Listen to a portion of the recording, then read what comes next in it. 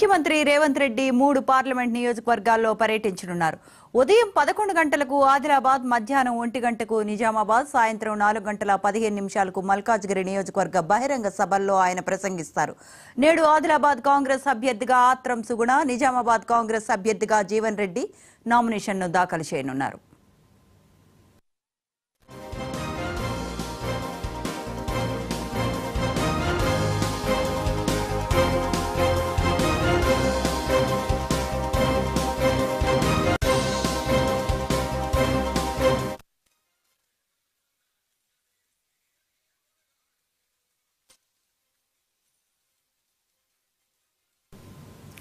ముఖ్యమంత్రి రేవంత్ రెడ్డి 3 పార్లమెంట్ నియోజకవర్గాల్లో పర్యటించనున్నారు. ఉదయం 11 గంటలకు ఆదిలాబాద్, మధ్యాహ్నం 1 గంటకు నిజామాబాద్, సాయంత్రం 4 గంటల 15 నిమిషాలకు మల్కాజ్గిరి నియోజకవర్గ బహిరంగ సభల్లో ఆయన ప్రసంగిస్తారు. నాడు ఆదిలాబాద్ కాంగ్రెస్ అభ్యర్థిగా ఆత్రం సుగుణ, నిజామాబాద్ కాంగ్రెస్ అభ్యర్థిగా జీవన్ రెడ్డి నామినేషన్ను దాఖలు చేయనున్నారు.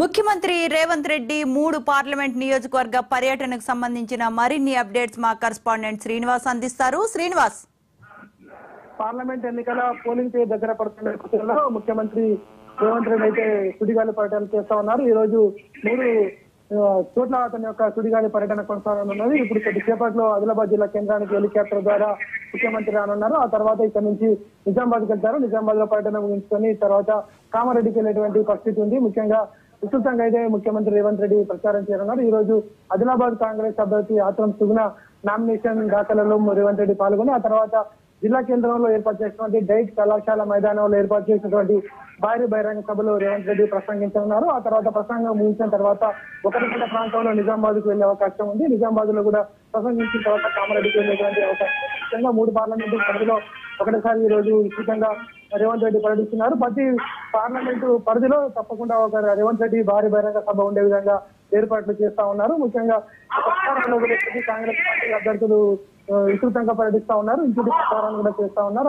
ఈ నేపథ్యంలో ఒక పక్క నామినేషన్ల పర్వం కొనసాగుతుంది, మరో పక్క ముఖ్యమంత్రి భారీ బహిరంగ సభలు ఏర్పాటు చేసినటువంటి పరిస్థితి కనిపిస్తుంది. కాంగ్రెస్ పార్టీ 10 నుంచి 14 పార్లమెంట్ స్థానాలు గెలుచుకోవాలనే లక్ష్యంతో విస్తృతంగా అయితే ఈ కార్యక్రమాన్ని ఏర్పాటు చేస్తా ఉన్నారు. అంతేకాకుండా హైదరాబాద్ జిల్లా కేంద్రానికి కొద్దిసేపట్లో ముఖ్యమంత్రి రేవంత్ రెడ్డి హెలికాప్టర్ ద్వారా ఇక్కడ భారీ బహిరంగ సభలో Revanth Reddy. Right, thank you Srinivas.